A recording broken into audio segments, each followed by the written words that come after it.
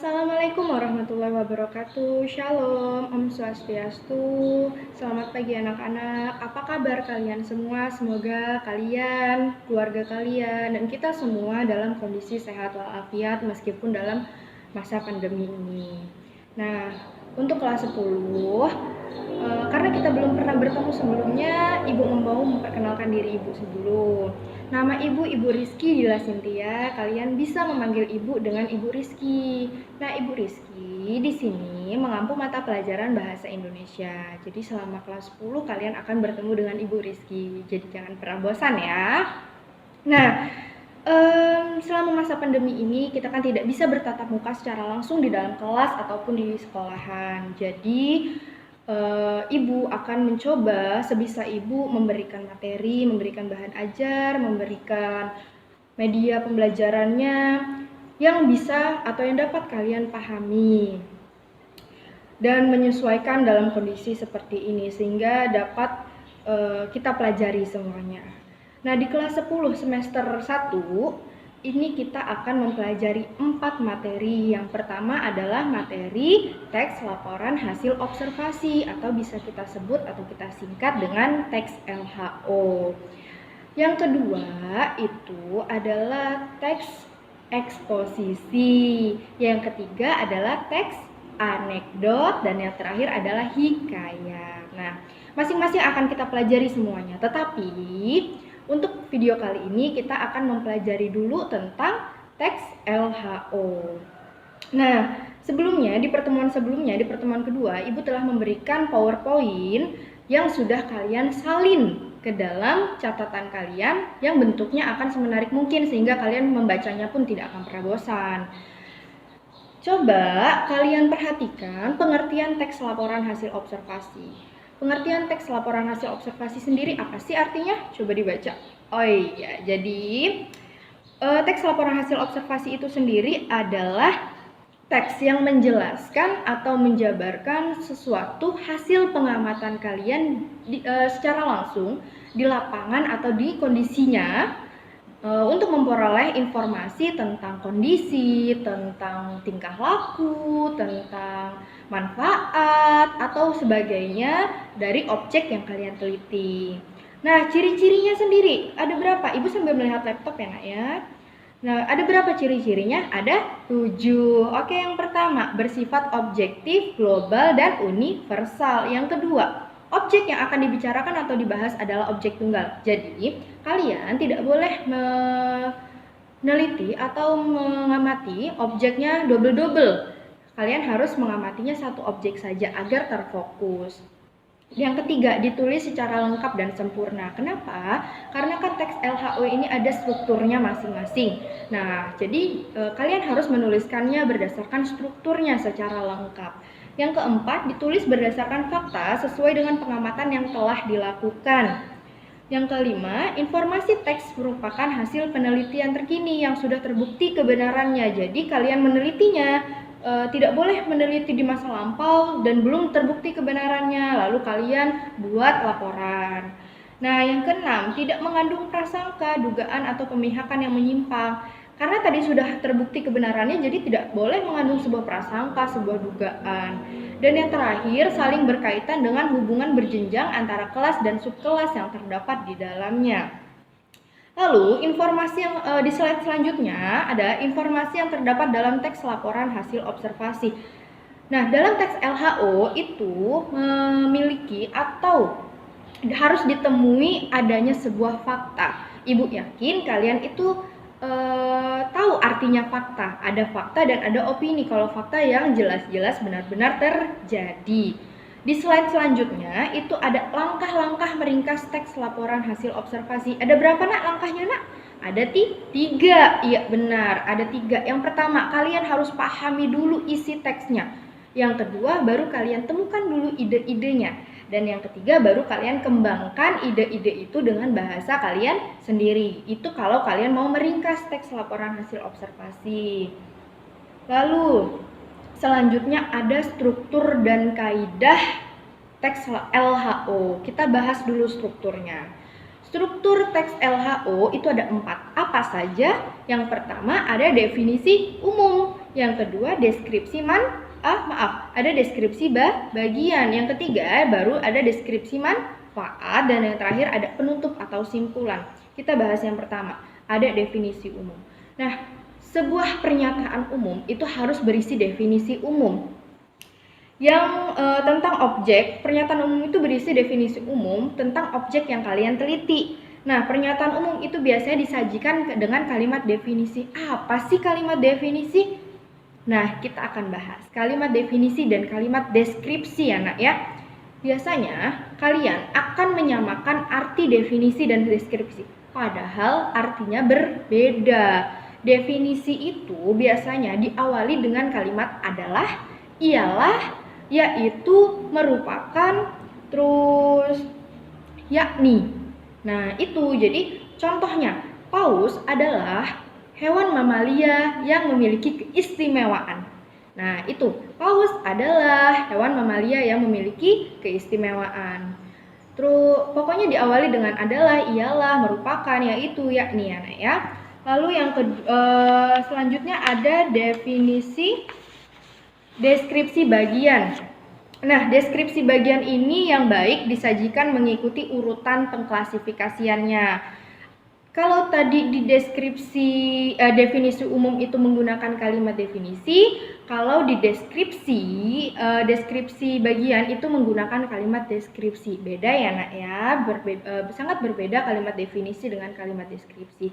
Kalau tadi definisi umum harus ada kata adalah, ialah, yakni, merupakan, yaitu.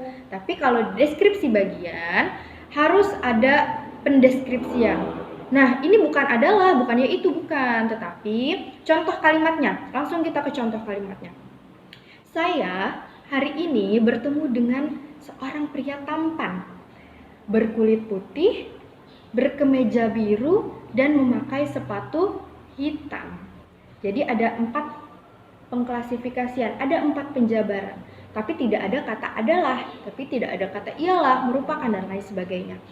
Saya hari ini bertemu dengan seorang laki-laki berkulit putih. Saya hari ini bertemu dengan seorang laki-laki tampan, berkulit putih, memakai kemeja biru, dan bersepatu hitam. Jadi ada 4 deskripsi. Beda ya, Nak ya? Bedakan antara kalimat definisi dan kalimat deskripsi.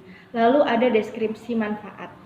Di sini deskripsi manfaat berisi tentang manfaat-manfaat apa saja kalau kalian melakukan sebuah pengamatan. Lalu ada penutup atau simpulan. Nah, penutup atau simpulan ini sifatnya opsional. Boleh kalian tulis, boleh tidak kalian tulis.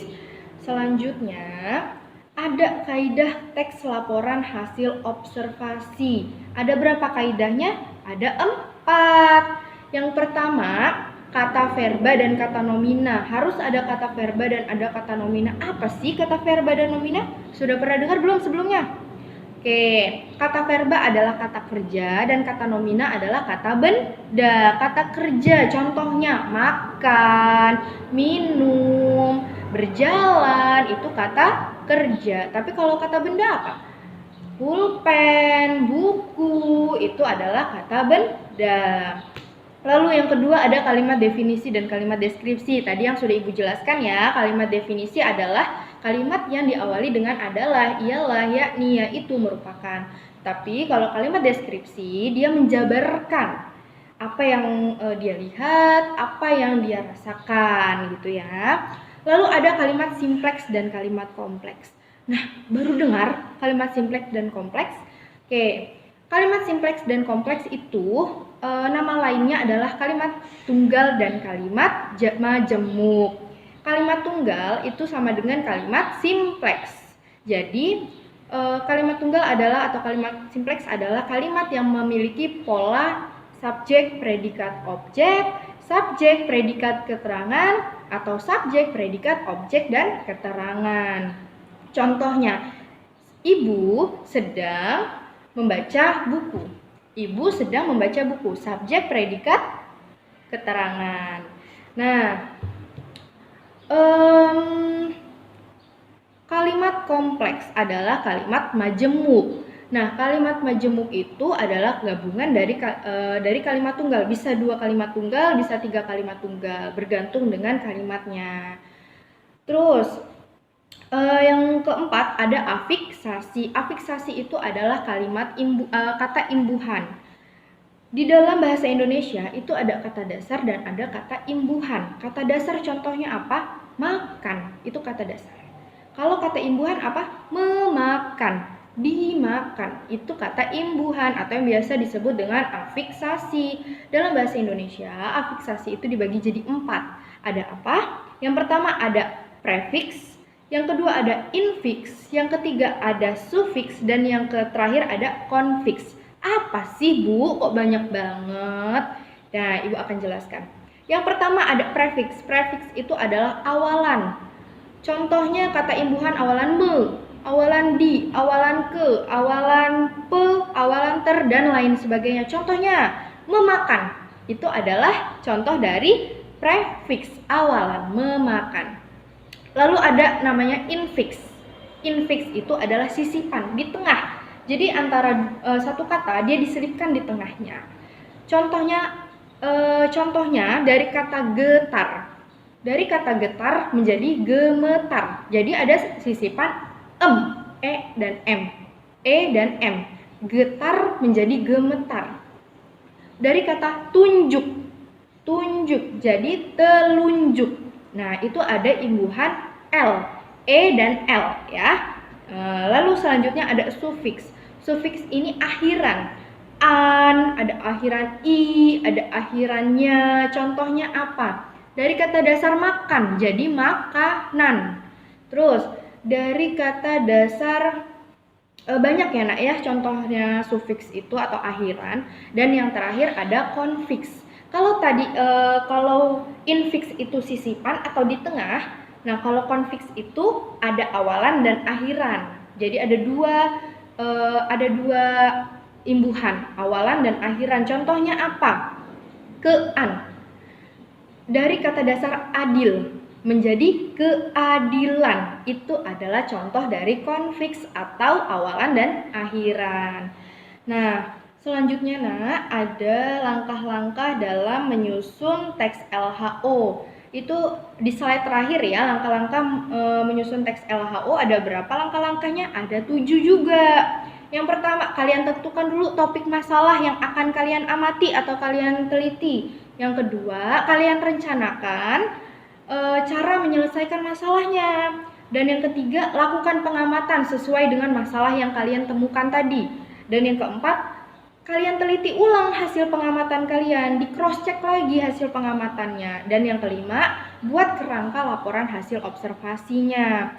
Dan yang keenam, baru kalian susun laporan hasil observasi. Dan yang ketujuh, kalian benahi laporannya atau kalian koreksi lagi. Nah, demikian penjelasan dari Ibu tentang teks LHO, laporan hasil observasi. Semoga penjelasan Ibu ini dapat kalian pahami dan dapat bermanfaat. Sebelum Ibu akhiri video ini, Ibu mohon kalian isi komentar dengan menuliskan nama dan menuliskan kelasnya, nama dan kelasnya untuk mengisi absensi. Oh, jadi Ibu ini tahu kalian sudah menonton video ini dengan menuliskan nama dan kelasnya. Dan apabila ada pertanyaan, silahkan setelah ada nama dan kelas silahkan ajukan pertanyaan kalau ada. Nanti akan Ibu jawab di Google Classroom ya. Nah, terus semoga dengan adanya video ini dapat membantu kalian dalam memahami pembelajaran teks laporan hasil observasi. Baik, Ibu akhiri. Wassalamualaikum warahmatullahi wabarakatuh. Shalom, Om Swastiastu.